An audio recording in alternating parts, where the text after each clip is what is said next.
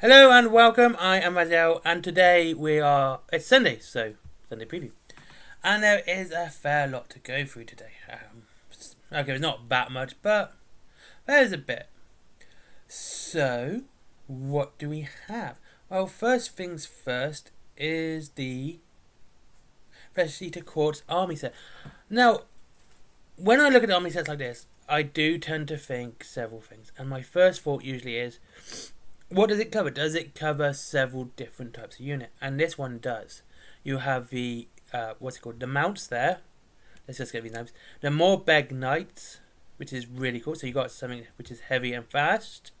You have your Varlagulf Courtier. So you got something which is quite heavy hitting. And you have your Abhorrent Gore Warden as the general. So nice centerpiece, as well as the Vargulf Courtier and 20 Crypt Guard. Now, I actually understand this. Like, why do they have weapons? And this is kind of weird because it was pointed out to me by someone else. And yeah, it doesn't make sense for these Crypt Guard to have weapons. They're meant to be, slavering madmen, not regimented. They're completely bonkers. They're like completely out of their mind with blood and gore and cannibalism. They're like a Wendigo light. And for some reason, they got weapons and they know how to use them. Rather than something that's just pointy and sharp, which they find somewhere. Like a sharp bit of stick or bone. But like halberds and swords, yeah, it does. I can see why people don't like this. And it does kind of look weird on ghouls or Crypt Guard. It doesn't look right. See, with a Flesh Eater Quartz, they're less insane or a different type of insane the higher rank they are. Like the really high rank ones don't even understand that they're this hideous being. They literally see themselves as a border prince, as someone who has a court, and they see all their people exactly like that. Like they're dressed in their finery, so they're delusional. They're still pretty much sensible, but they're very delusional. And the lower ranks you go, their mind has gone. It's completely mental. It's, completely gone. So, it doesn't make sense for them to start using weapons. Okay, and then you have an 88 page battle tome. Now that is pretty poor in my opinion. 88 pages is far too few. Let me explain why. Now, see, last edition of Space 40k, they had supplements. Supplements were an addition to a codex. And the Space Wolf one was the biggest. It was 88 pages. So, this is a fully fledged, fully priced battle tome, which is no bigger than what GW considers as a supplement. And I don't like that. I think that's probably one of the worst things I see from GW is with their codexes, is that they strip back a lot of the content but charge the full price. But then again, they also have, so, both sides of the coin here, done really big codices as well, such as the Aldari and Space Marine one. But yeah, I think an 88 page battle tome is very, very slim, especially with an army which has so much lore like these guys do. It's fantastic how deep it can go, and it just seems like it's going to be scratching the surface. 30 tokens and 33 enhancement cards, which are only available in that set.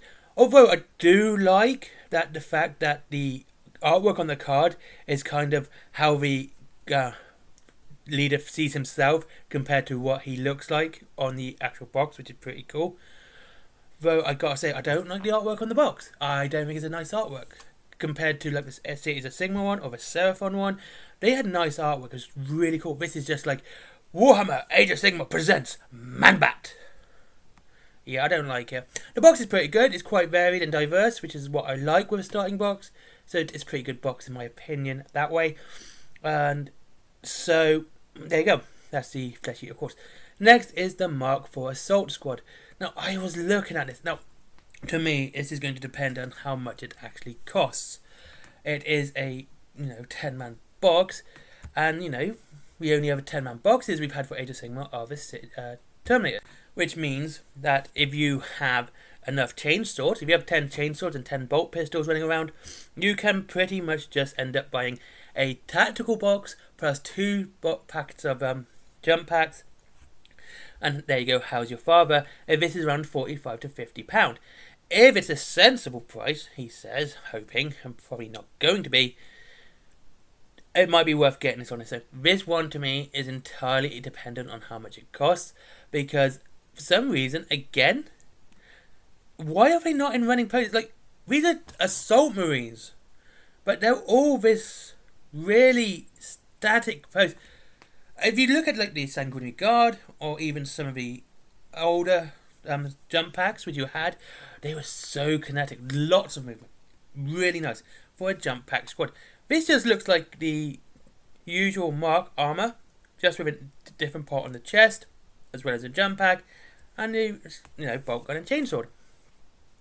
I did try to see about getting the spoiler upgrade with it as well, and it ends up working out. Well, you need kind of two of those, because 5 bolt guns, and you need 10. You need 7 maximum, I should say. No, minimum 7 minimum, and 7 chainswords. So you need 2 boxes. So this does seem to be a bit weird. Honestly, the pricing on this one matters. If it's £50, which to be fair is highly likely, I might just end up just getting some Mark III armor, get the spoiler upgrade, and getting some jump packs, and that'll be me. But then again, if I'm doing Blood Angels, I just as well get the Death Guard at that point. Death Company boxes, and just using those and filing off the post-Heresy bits. Heresy bits. And it's only a 10-man box, which means it's the first box for Horus Heresy to have only 1 unit in it as well, compared to the Tactical Marines, Terminators, and everything else. Oh, and again, Australia. Good luck, it's being delayed. Yay for you guys. More delays. Legion Astartes transfer sheets. I do not like these. I have so many transfer sheets, from Chaos to Eldar to Necron to every type. I'm never going to buy these. I have too many of the other ones. So yeah. Also, why does that one, it looks like the Templar Cross, why does that look so pixelated? That looks really bad.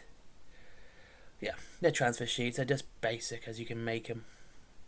And it kind of look like they're just designed for Imperial Fists.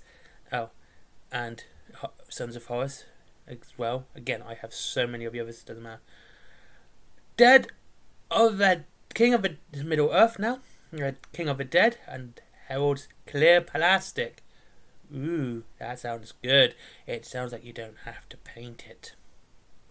Why? Clear plastic. And they've been delayed in Canada and the US, just so you know. Yeah, I mean, they look good, and they're Wait, it is clear plastic, why have they painted them? That seems like the most bizarre thing in my... It's clear plastic, so we'll paint it. Why just not do a grey plastic? Anyway, they look nice. I do like the King, he looks really cool. Yeah, they look pretty cool, they look nice. I'm not a big fan of it, Lord of the Rings, Middle-earth, so I keep meaning to look at it and play it, because I do want to see it. I did play it back then, but it's not a game I've really got into, or had a chance to get into. Warriors of the Dead, clear plastic again. Again, they look really nice, as always. Again, it's clear plastic. So they've used contrast paints at the bottom here. That's what they've done, to make it look like they're wearing petticoats. So yeah, they look nice. I don't know why they're in clear plastic though. Just kind of seems a bit bizarre to me. White Dwarf, Dag Crop Muskets, a nice looking model. It's a Christmas model. Again, it's not a model I would see anyone really using on the battlefield. That's why I like Warcradle more. They actually have Christmas ones that suit, the battlefield. Brimstone Firegrass, it's grass. And here we go. Vaults of Terror Collection Special Edition. Chris Wright's thrilling trilogy about corruption at the very heart of humanity's home world is a luxuriant special edition limited to just 1,500 copies, signed by the author. And of course they're going to be online, which means they're going to probably sell out straight away, and good luck getting this. See, again, I still think, every time I see this, I think they should just draw a lottery, have it sent to 1,500 shops, that's it. You can't pre-order it, you can't, put your name down, you have to go to the shop, you have to buy it, you know, rather than, you know, having to take, look, it's more fair that way. It is, than, you know, having it online where the scalpers can just use bots to spam the hell out of it until they're all gone. Okay? And I'll just wait for the omnibus. I've read Vaults of Terror, the last one, the Dark City. I don't know, just because I just picked it up. It wasn't a bad read. It was alright. Black Library e-shorts? Oh, really? Just give us the books. Do it like that. That'd be better. Unless it's free. If it's free, I like it. But if it's not, sod it. I know they're a company and they're meant to make money. But 12 stories, it's not even advert, it's 12 books. You know, and it's there to be downloaded ebooks. And yeah.